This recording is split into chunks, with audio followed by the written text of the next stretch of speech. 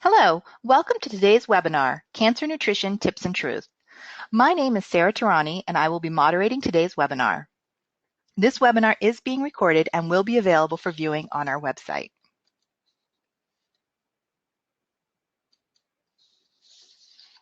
We wanted to start today by sharing some information about Triage Cancer and our programs and resources. Triage Cancer is a national nonprofit organization that provides cancer survivorship education to patients, survivors, caregivers, advocates, and healthcare professionals. And we provide cancer survivorship education in 3 ways. First, we host a speakers bureau of experts in different areas of cancer survivorship. These speakers are available to organizations, cancer centers, and other groups who are hosting educational events and looking for a speaker on a specific topic. You can read more about our speakers and request a speaker on our website. In addition to the Speakers Bureau, we also host and participate in educational events all over the country for patients, survivors, and caregivers. We also host trainings for advocates and healthcare professionals, such as our in-service training on navigating cancer, work, and insurance. We have delivered in-person educational programs in 47 states and territories over the last 5 years. We also have the Insurance and Finance Intensive, which is a comprehensive certificate program for oncology healthcare professionals and advocates on health and disability insurances and finances. Registration is now open on our website for upcoming events. And if you would like us to offer an intensive in your area, please email us at info@triagecancer.org. We also host a series of Triage Cancer Conference on a variety of cancer survivorship topics. We will be in Ypsilanti, Michigan on May 5th, Reno, Nevada on September 22nd, Lewiston, Maine on October 27th. And please note that we offer travel assistance to patients and survivors to attend these events. So if you know of a patient or a survivor, please have them go to our website and sign up for that. We also provide free CEUs for nurses and social workers. And if you can't attend an in-person event, we also offer these monthly webinars. The next one is on March 13th, Cancer Survivorship Care Plans and Late Effects. You can watch these live at your convenience or on our website, where you can also see the entire 2018 schedule. In addition to our educational events, we also provide online educational materials and resources. We have quick guides on various topics such as employment, finances, health insurance, and clinical trials that are designed to be a snapshot on a particular topic. We also offer state-specific resources on a variety of topics, as well as national and international resources.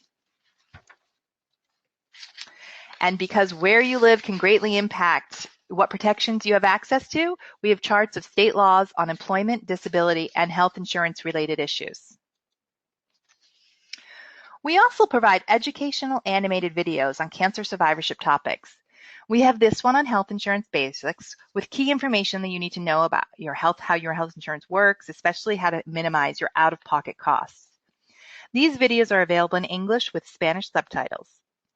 We also plan to release a new video on how to pick health insurance plan next month, and there are more to come after that. We also host cancerfinances.org, which is an online tool designed to be a comprehensive source of reliable information for individuals trying to navigate finances after a cancer diagnosis. After simple, relevant questions pertaining to their situation, individuals with any type of cancer will be presented with personalized and actionable information. Currently, there are modules on health insurance, disability insurance, and financial assistance, and we will be adding new modules on education, employment, and other topics soon. And finally, we have an education blog that provides substantive information on cancer survivorship topics, highlighting resources in the cancer community. And it's also where we post late-breaking news that impacts the cancer community. You can also sign up for our e-newsletter to stay on top of new resources and the upcoming events. Now, with no further ado, I am delighted to introduce to you today's speaker, Julie Lanford. Julie is the Wellness Director for Cancer Services, a nonprofit in Winston-Salem, North Carolina. She's a registered dietitian, a licensed nutritionist, and a board-certified specialist in oncology nutrition. Julie developed cancerdietitian.com, a healthy living website for cancer survivors that translates evidence-based nutrition guidelines into consumer-friendly messages for everyday life. She received a BS in biology from North Carolina State University and a master's degree in public health nutrition from the University of North Carolina at Chapel Hill. Welcome, Julie. Thanks.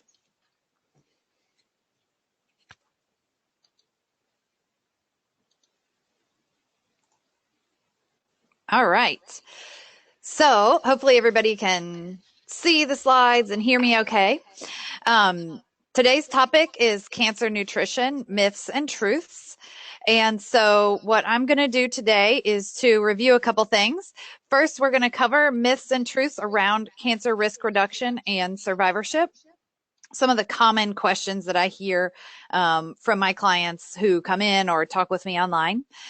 We'll cover which specific foods have been studied for cancer risk reduction, and then what your overall food intake pattern should be for optimal health.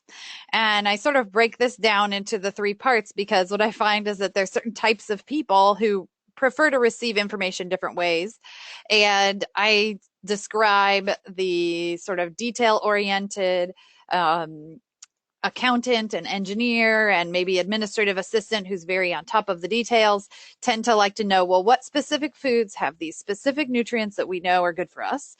And then there's the more big picture people, which kind of, they don't want to be bogged down by the details, nitty gritty little things about this food or this nutrient or that nutrient, but they want to know what is the big picture. And I think that both angles are really important, and so we'll cover them both, and hopefully you'll be able to get what you need out of what we discussed today.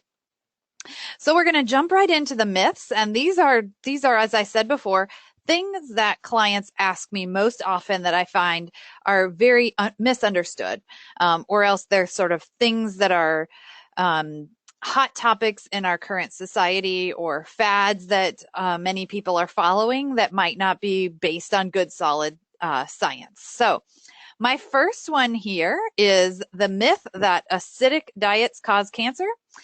And the fact is that there's no good evidence to prove that diet can manipulate your whole body pH or that it has an impact on cancer.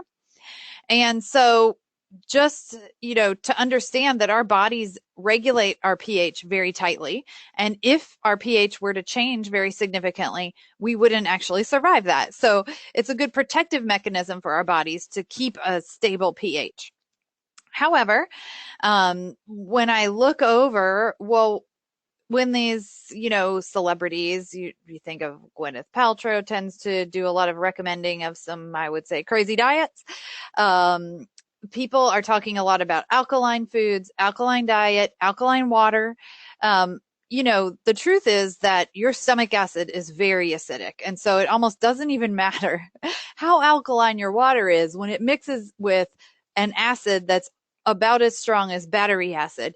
You're not going to have a significant difference.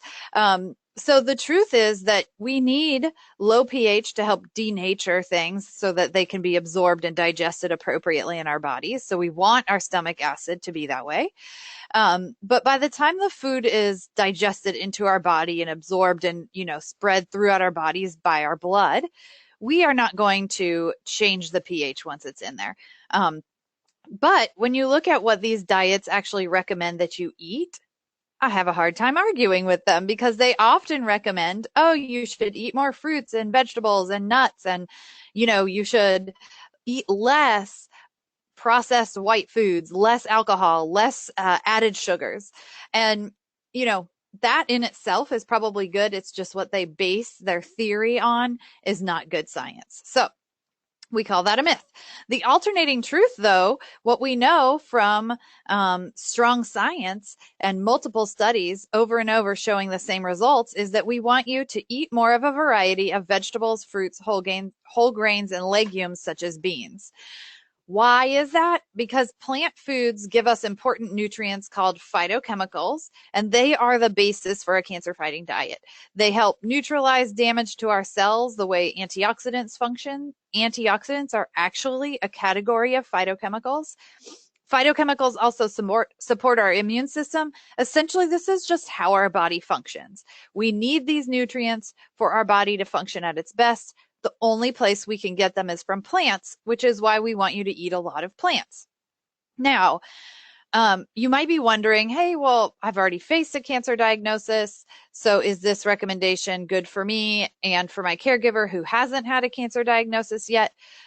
What we know is that the evidence-based recommendation for cancer survivors is that they follow the same recommendations we give for cancer risk reduction.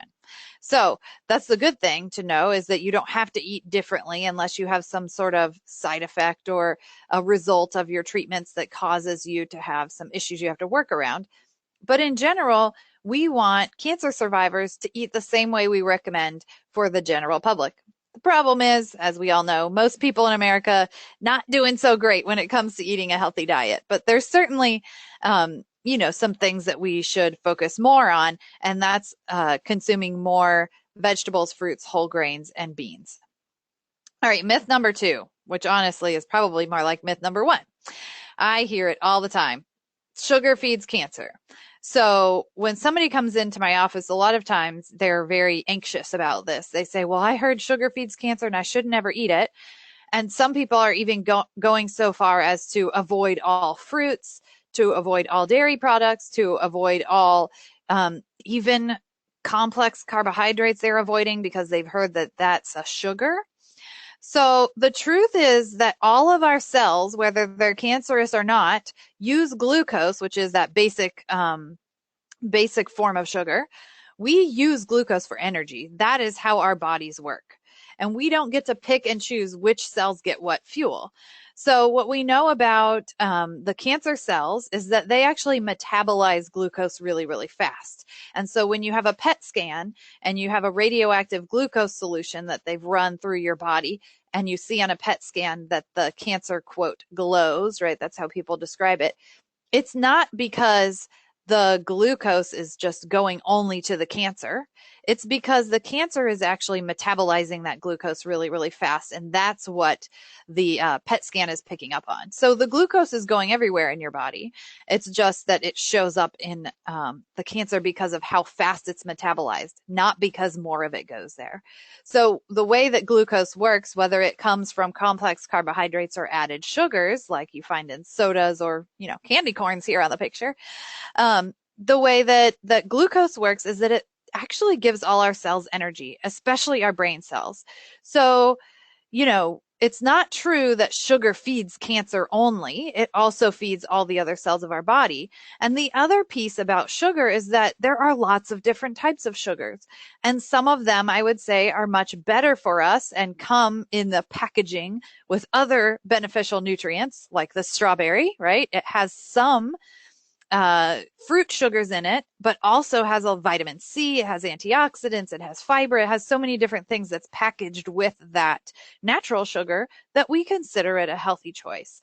So the recommendation around sugar is that we avoid sugary drinks and limit consumption of energy-dense foods. Energy-dense foods just means, what most people understand to be junk food. So added sugars, sodas, of course, cookies, cake, ice cream, all those things are energy dense foods, and there's room for you to have some of them, but we don't want you to have a lot of them. The other thing about added sugars is that many people don't realize how much is already added in the products that they purchase. And so that's an important thing to kind of pay attention to. But really, this myth that sugar feeds cancer isn't completely true. But we do know that consuming sugary drinks does contribute to weight gain. Weight gain seems to correlate with increased risk for all types of diseases, of course. Water is your best alternative for a beverage. Unsweetened tea, unsweetened coffee are also healthy options if you want something different to drink. So I think those are important things to keep in mind. Myth number 3, and this is kind of a big one right now, especially if anybody has spent time watching some recent documentaries. As we all know, documentaries are someone's opinion.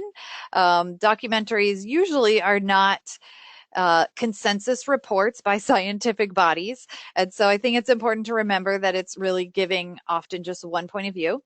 So meat and dairy cause cancer. You should never eat it. This is what I call the myth. Forks Over Knives and the China Study is a book. What the Health is a documentary on Netflix that I do not recommend you watch, because what I find is when people watch that documentary, they come to me very anxious, very worried, and thinking that they have to be a vegan. So the truth about those documentaries is that they are basically put out by animal rights groups. So there is an agenda there. I certainly do not have a problem if somebody wants to be a vegan or they want to be a vegetarian. You can have a healthy diet that way. However, the fact is that it doesn't appear that vegetarian or vegan diets are any more protective than plant-based diets that include moderate to small amounts of animal foods. And so I know this is hard for us as Americans to think that, oh, we could have meat in moderation and it would be okay. We also tend to be people who are all or nothing. We think, well, if meat is contributes to risk for disease, then I should just have none of it. Not recognizing that, well, what we really want is for you to eat lots of plant foods. And if it helps you to eat those plant foods by flavoring it with meat, or you just like to enjoy dairy products here and there, moderation is fine as long as you're still getting plenty of those plant nutrients. So that's what the key is for in this case. There are some types of meats that we do see an increased risk for cancer. So the recommendation, this is from the American Institute for Cancer Research, who basically gets a lot of really smart, educated people around these specific topics. They bring them together. They review every study that's ever been done on that area. And then they look, of course, only at the well-done studies and those conclusions. And when there's enough evidence, they make a recommendation. So currently the recommendation around meat is to limit consumption of red meats, such as beef, pork, and lamb. Yes, pork is a red meat. And also to avoid processed meats. So we know there's convincing evidence that red meat is a cause of colorectal cancer or increases risk of it. And choosing processed meats increases chances of colorectal cancer. So when it says limit consumption of red meats, that means 18 ounces a week or less. A lot of my clients don't consume that much red meat. When they do have it, it's just here and there. So if it's 18 ounces a week or less, I wouldn't worry about it. Processed meats are really those meats where they've used preservatives. So if they use a lot of salt to preserve it, if they use nitrates, if it's hanging on a hook in the grocery store and, this is February, if the expiration date says July, that's not a good sign. Meat should go bad, right? So if it has a lot of preservatives in it, it's not good for you. And what we see is that with certain types of meats, if you eat it regularly and you have a significant amount of it, we see an increase in the rates of cancer for those people. And then the other thing to know about the meats is if you grill meats and they're cooked over a flame where the flame touches the meat, it forms those charred parts, and those can also increase risk for colorectal cancer. So just using common sense when you're grilling so that you don't burn your meats. Myth number 4, alcohol is good for you. This myth kind of came out of, red wine is good for your heart, right? And the Heart Association for a little while had some recommendations around alcohol intake and red wine because of a phytonutrient in the skin of the red grape called resveratrol. When you make wine, you use a lot of skins, and so there's more resveratrol in the wine. However, there haven't been any direct comparison trials done to determine the specific effect of wine or other alcohol on risk for developing heart disease or stroke. So the Heart Association actually walked back, maybe 2 years ago, they walked back their recommendation around red wine. And I think that's really important because while resveratrol is good for you, alcohol itself, when we look at the evidence-based recommendations for cancer, that if consumed at all, limit your alcoholic drinks to no more than 2 for men a day and 1 a day for women. Because there's convincing evidence that alcohol itself increases risk for different types of cancers, including mouth cancer, esophageal cancer, breast cancer, colorectal cancer. And so we know that alcohol itself increases risk for cancer. So you sort of have to look at, okay, well, if red wine has some good parts and some not so good parts, is that something we recommend? I tell people, if you don't drink, we do not want you to start. If you drink, then make sure that you're consuming only in moderation. And I don't think that you need to have an alcoholic drink every single day. The other thing is when it says limit drinks to 2 a day for men, 1 a day for women, you don't get to save those up for the weekend. So really, once your day's over, it's done. If you want to get resveratrol, we'll talk later about what types of foods you might be able to eat to give you that resveratrol that don't come with the harmful effects of alcohol. Myth number 5. This is also another good one because I get requests sometimes. People want me to come give a presentation on the latest superfood. The myth is that superfoods prevent cancer.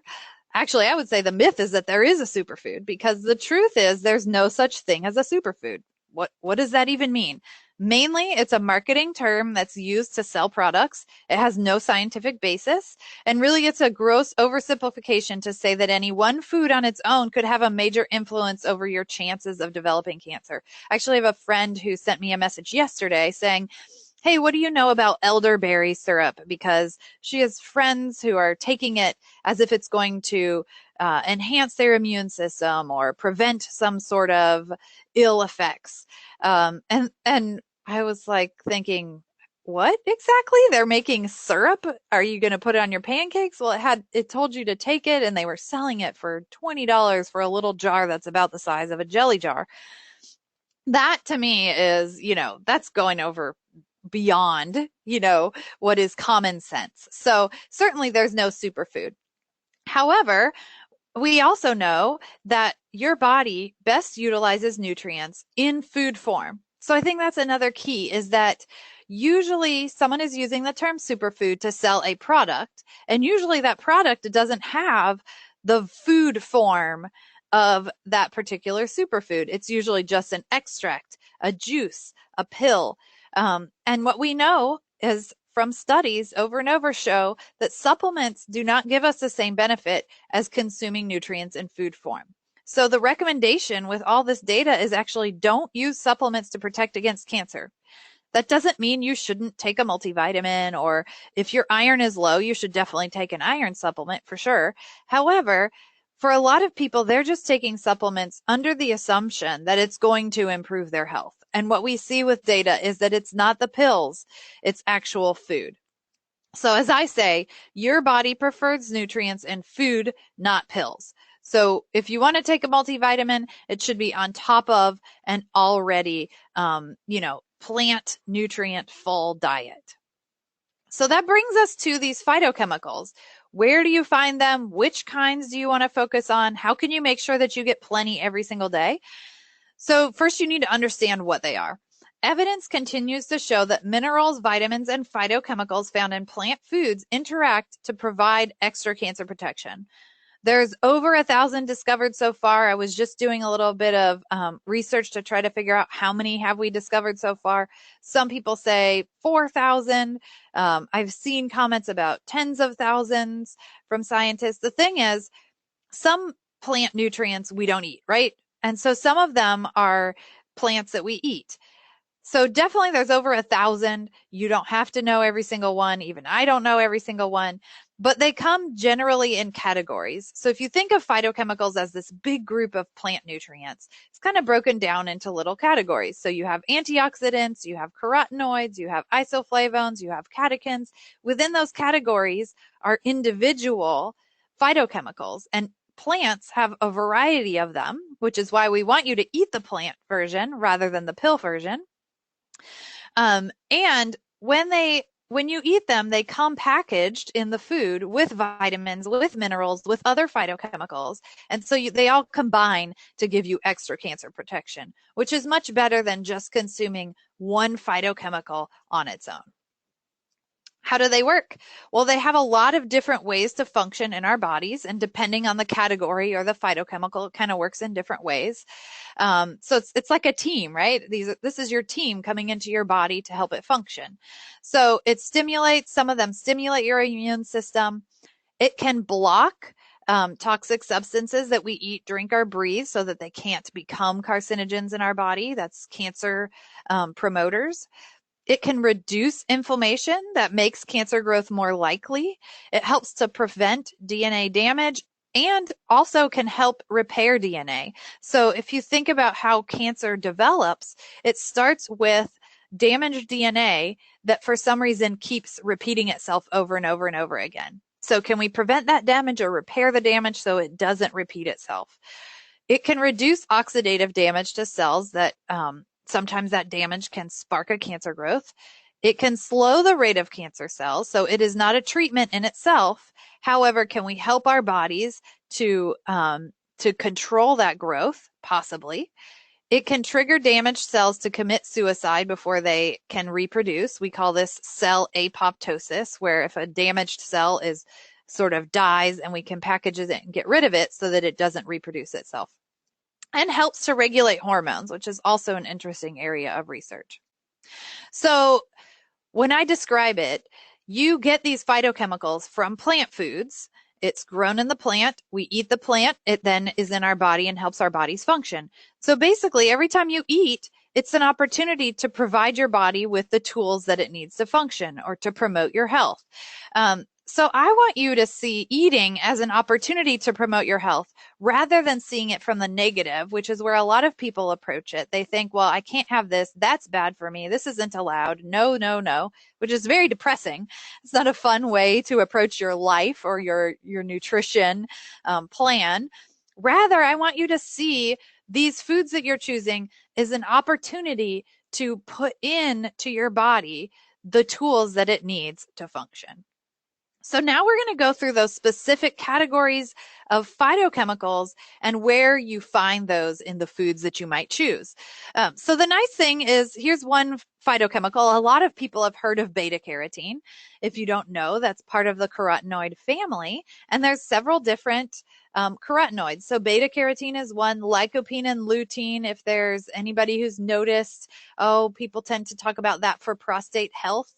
Zeaxanthin is another carotenoid that is really beneficial. And so we find these in sort of groupings of foods. And this is why we tell you to eat your colors, because when you eat certain colors, as they grow naturally in the food, not the colors you find in like Kool-Aid, but when you eat those colors, you get a variety of these plant nutrients. So carotenoids, obviously, brown or orange and green, sometimes red. The lycopene and the lutein, many of you may know, or that they come from tomatoes or the skin of the tomato, especially for lycopene. The tomatoes are red, broccoli green, carrots are orange, sweet potatoes are orange. So those are, you don't need to memorize these crazy words that botanists come up with, right? You just need to know, hey, if I get a lot of different vegetables, they're different colors, then I'm providing my body a variety of phytochemicals and they're going to work. These categories of food, it means that they can sort of be used interchangeably in your body, which is why we also say just eat by the seasons. So if it's the wintertime and strawberries aren't in season, you can get the nutrients, some of the nutrients that you find in strawberries, in something that's in season during the winter. So they can work interchangeably, which I think is the amazing thing about our bodies. And that's, of course, how we exist, is we have to be able to adapt. So really being able to enjoy seasonal foods, I think, is fun, and it's tasty, and it makes your nutrition plan something to look forward to. Broccoli is a cruciferous vegetable. We'll talk about those in a little bit. Carrots, dark green leafy vegetables, tomatoes, winter squash, and sweet potatoes, all really great for you and good sources of carotenoids. Our next category is flavonoids. You may have heard about those because of, I think, tea and soy foods tend to sort of tout the benefits of flavonoids. Anthocyanins is one category or one type of phytochemical. Quercetin is another. What we see with those is you find them in apples, you find them in citrus fruits, onions, soy foods, and yes, coffee. The flavonoids can inhibit inflammation. So for those of you who are really interested in an anti-inflammatory diet, these are great things to focus on. If it supports your immune system, boosts your production of some enzymes that help to detoxify your body. When I see advertisements for, detox therapies, I think, why do people spend their money on those when they could eat healthy foods that naturally help your body function? We don't need a detox because we have liver and kidney that really do that for us. And as long as we're providing our body with the tools it needs, it's going to be able to do those things as part of our natural processes. Turns out, tastes a lot better than a detox. It's also a lot cheaper. And sometimes I think, those detoxes can actually be harmful. So really focusing on the foods in your lifestyle is a much better way to go about it. And it's great to know that coffee is good for us, right?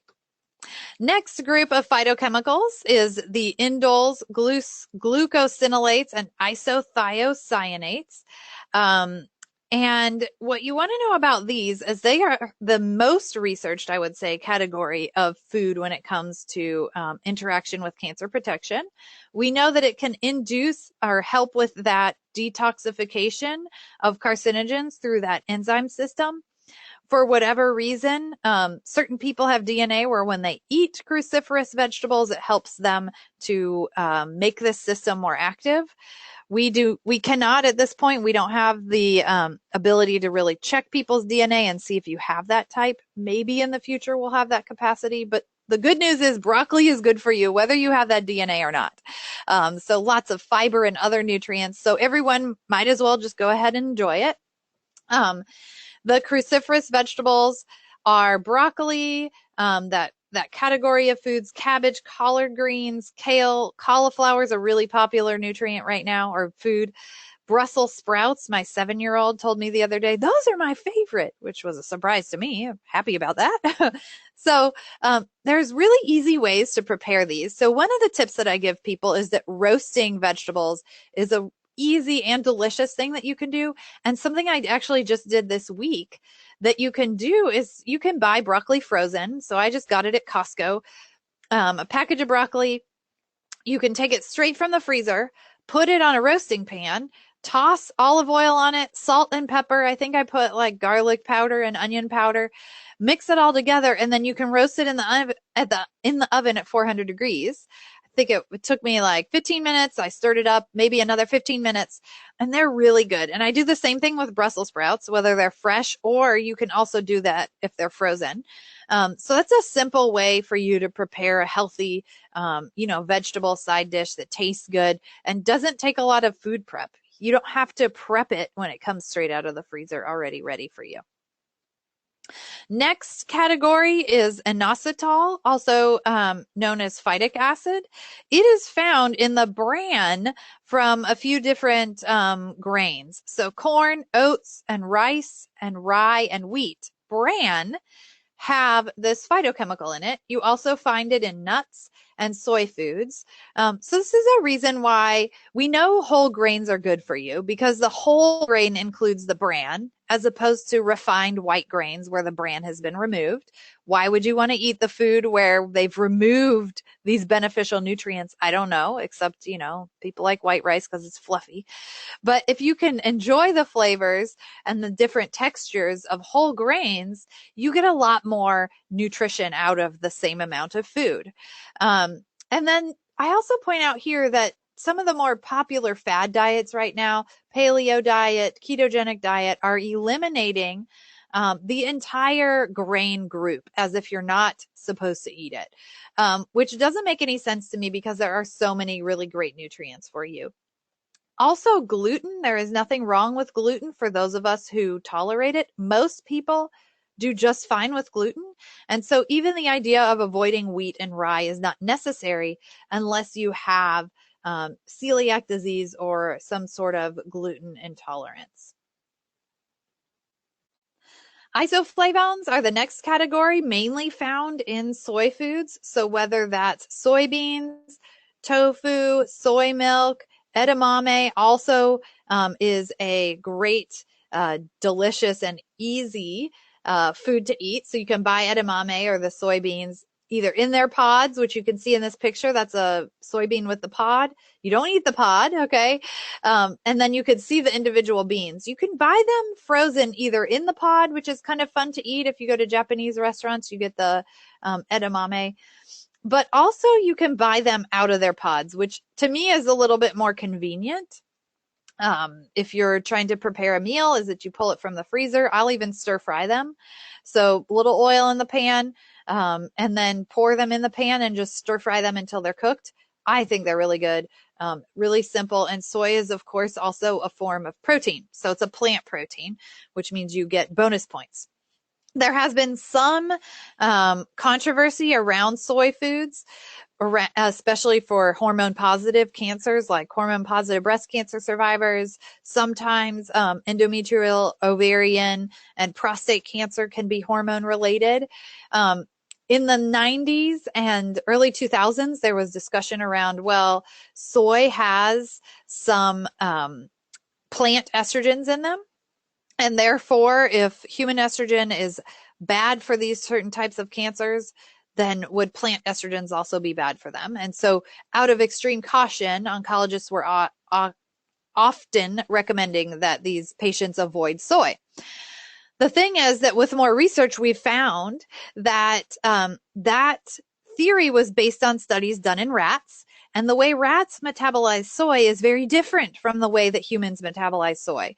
And so it really wasn't, we couldn't apply it to humans. The other thing is we've done studies now with hormone positive breast cancer survivors. We've seen that those who consume soy foods do not have worse health outcomes. And often we're seeing that there's a possibility that it actually benefits your health. So for the most part, this is best a benefit to you when you consume soy over a lifetime. This is not something that you want to consume a whole lot of all at once. And you definitely want to stay away from those powdered versions of soy or soy bars and things like that. But the whole versions that you find in soy milk or soybeans or tofu is really good for you. Polyphenols is our next category of phytochemicals. Ellagic acid and resveratrol, which I mentioned before when we talked about red wine, is also a part of this category. The thing that I really like about the resveratrol is that you don't have to drink the wine to get it, right? It's in the skin of the red grape, and it turns out you can eat grapes. So I like that. Green tea is a good source of these polyphenols. So I would like for you to get your green tea in the form of, like you see in this picture, that you've brewed it yourself. We don't want you consuming green tea extracts or, powdered or supplemental forms of green tea. We want you to get it in the brewed leaf. And if you find bottled green teas, I'm not certain the process that they went through to get that. So I just imagine that somewhere Lipton has a big old vat of green tea powder that it mixes with water and puts into those, bottles that you find. And then we want to make sure that you're consuming unsweet tea, or if you do put any sweeteners in it, it's just very little. So it's best when you make it yourself, plain versions, and then sweeten it if you need to. Grapes, berries, citrus fruits, apples, whole grains, peanuts. You'll see that apples were on this phytochemical category and also on this one with the flavonoids. And that's the great thing about consuming food versions of nutrients, is that there's a combination in our foods of all different types of nutrients that are good for us. So we don't have to feel like, oh my gosh, I have to eat this for this and that for that. Or if you're taking pills, they'll want you to buy, how many different ones. Focus on the foods and you won't have to worry about it. This is the last category we're going to talk about today. Terpenes. It's found in cherries, citrus fruit peel, which limonene is actually a phytochemical found in the peel of a citrus fruit that's been thought to benefit or reduce our risk for skin cancer, which makes sense because citrus fruits grow in the blazing sun. They need that skin to protect the fruit. When we eat pieces of the skin, it also helps our body to function. So with that skin, you can do all kinds of things, right? Many people use the zest of the lemon to flavor foods. I encourage you to put that in like rice or add it to your oatmeal or whatever. And what I've done with oranges, I'm going to make a smoothie with oranges in it. I put orange in it, and then I put a little bit of the peel to grind up in the blender. I would caution you, don't put too much because it's a very bitter taste. One time I just blended up an entire orange thinking, well, if the skin's good for me, I'm just going to do the whole thing. And I have a Vitamix, which is a really powerful blender, so I was able to blend it, but that was some thick orange juice and very bitter, did not taste good. That was too much skin. So, we can use common sense and things should taste good. The cherries are, usually fresh cherries. It has to be a certain time of year, but I am able to find frozen cherries at Costco or at my local grocery store. Great ways to just snack. They're delicious snacks, especially in the summer, but they're good in smoothies. They're also really good if you heat them up and put them on like pancakes or waffles or something like that. Rosemary is also a great source of this. Where I live, you can grow rosemary year round. It never goes away. And herbs are great sources of phytochemicals as well. Anytime you can add things like oregano, basil, cinnamon. Yes, turmeric is an herb and it's good for you. It's not the only one. And again, there's no one superfood. So if you get a variety of herbs to flavor your foods, you're also adding up the phytochemicals you get in your day. So just as an overview, these sort of are the foods that we've discussed that provide us with the phytochemicals that we need to function. I get this list mainly from the American Institute for Cancer Research. So if you want to know more about any of these particular foods, you can go on their website, which is aicr.org. And find the foods that fight cancer. That is their list. And you can read more and more about each different one and which phytochemicals are in them. But to be honest, I don't think you need to know that much. Not everyone needs to have a degree in nutrition, okay, just to eat. You could choose these foods simply by eating lots of different colors. So the other thing that you really need to focus on is what is your pattern of eating? Certainly there is room in a healthy diet to consume animal products. There's room to even consume what we call junk food, things like brownies and ice cream and cakes, because what's the point of living if we can't really enjoy birthday cake or have a picnic with the family grilling out? So I don't want you to feel like your diet has to be absolutely perfect, because it doesn't, and that's not any fun. But we do know a diet with a focus on plant-based foods can include animal foods such as low-fat dairy, fish, and small amounts of meats, as long as you're still getting plenty of plants. So I looked over several different diets that have been recommended for good health that I think are good plans. So if you want to know more about that, there is sort of I would say the good ones are the DASH diet, the Mediterranean diet, the anti-inflammatory diet, which I kind of looked at the pyramid from Dr. Weil, the MyPlate, which is the government's version of what used to be the pyramid. It's now the MyPlate, which I think is a great guide, very simple. And then the American Institute for Cancer Research has a New American Plate, is their guide for healthy eating. So what I did is I compared all of those and I pulled out what are the common themes across of all of them. And so this is the list that I came up with that I like to advise my cancer patients to follow, is to try to get these on a daily basis. So the first thing is to consume 4 to 5 cups of fruits and vegetables combined every day. So when I break it down, usually that's including a cup of fruit with breakfast, a cup of vegetables with lunch, a cup of vegetables with dinner, and fruit or vegetables with snacks. Now, when you eat plant proteins for your protein, you get even more vegetables, right? So let's say you have a cup of vegetables with your dinner and you also have something like pinto beans for your protein. You're now getting even more, maybe a cup and a half of vegetables with dinner. And so while it sounds like a lot, 4 to 5 cups every day, when you break it down into these small amounts, it really should just be part of your plate. The second thing is focusing on proteins. Make sure that on a daily basis, you are choosing beans, nuts, or seeds as a protein at least once a day. If you're vegetarian or vegan, you're obviously going to be choosing these a lot more, which is why I think we see such great health outcomes among vegetarians and vegans. It's not necessarily the absence of meat that's particularly healthy. It's actually the fact that they consume so many more vegetables because they're choosing them as their protein every time. If you do eat meat, a small portion is adequate. This is really key. All you need at a meal, if you're consuming meat, would be a piece of meat about the size of the deck of cards or the size of a can of tuna, which is very small compared to what the typical person eats. So a lot of times you can cut your meat portions in half. You'll still get this 15 to 25 grams because a meat portion the size of a deck of cards is 21 grams. If you had a meat portion the size of what the typical American eats, you're getting 40 to 60 grams of protein at one meal. your body can't utilize it at that time. And so any excess that you consume will be stored as fat. You don't need it. And so I'd rather you don't fill up on those big old pieces of meat because you need room to fill up on those vegetables. And we want you to spread that protein throughout the day. Like I said, it's best to have smaller amounts throughout the day of your protein so that you can utilize it.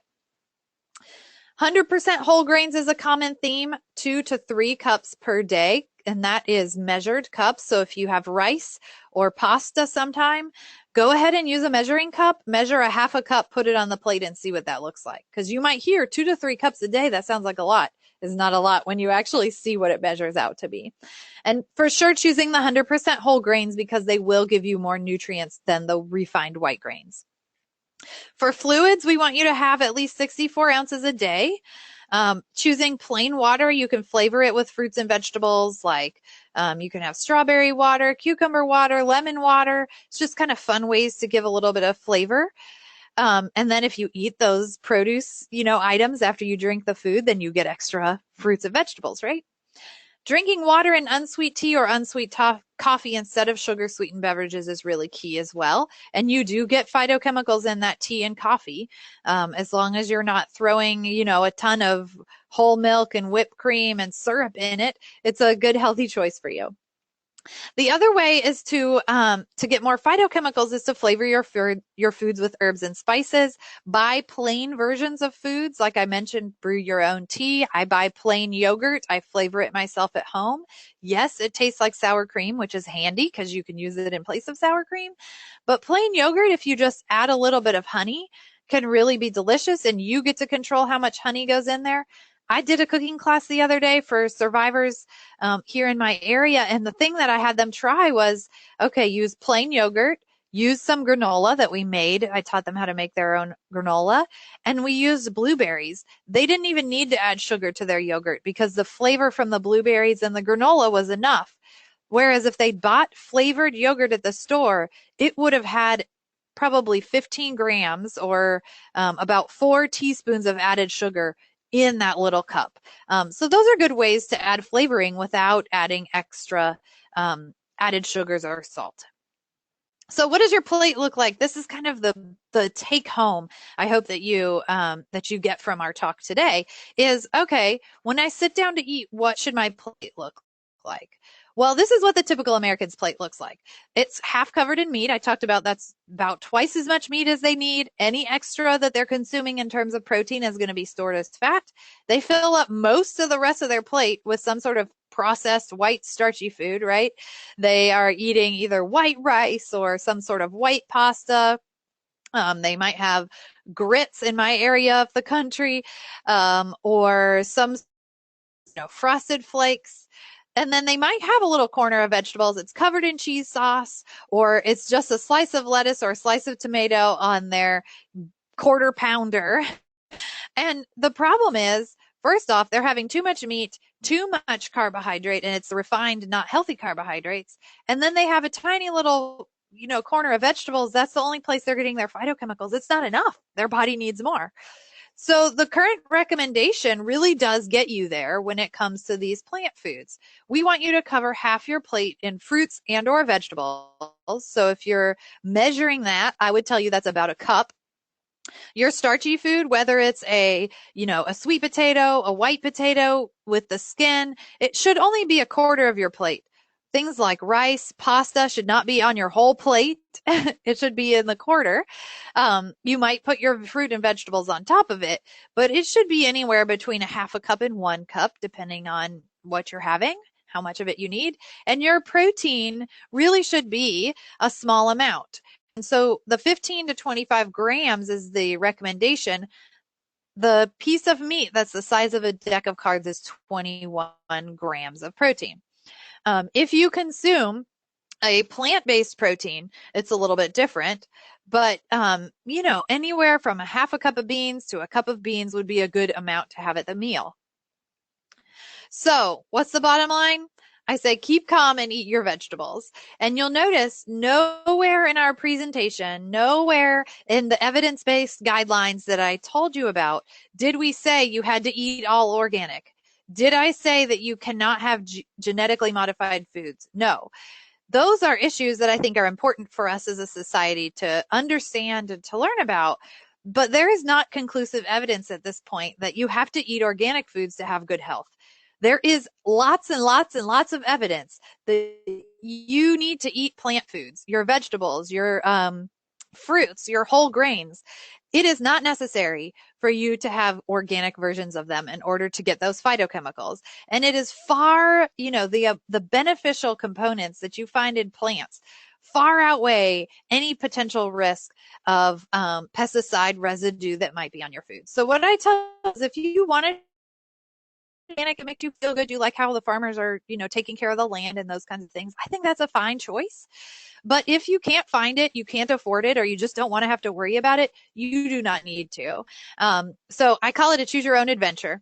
Just like do you want to eat meat? You want to have dairy products? That's a perfectly fine choice. If you don't want to, that's a fine choice too. So try not to make yourself feel like, oh, I have to do this or I can't do that when it comes to foods. I think you should focus on what are the things we know? What do I need to include more of? And do that. And then the other things sort of can be, good discussion points or sort of the icing on the cake when it comes to your healthy eating plan.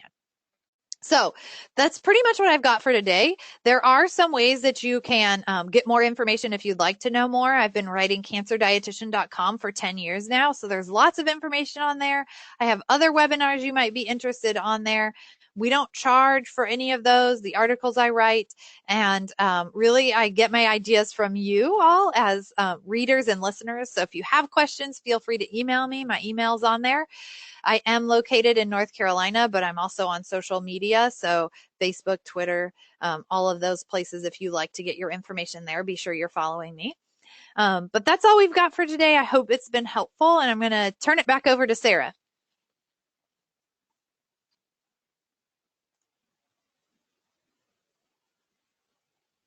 Thank you, Julie. Sorry, we're having problems getting to our last slide, but that's okay.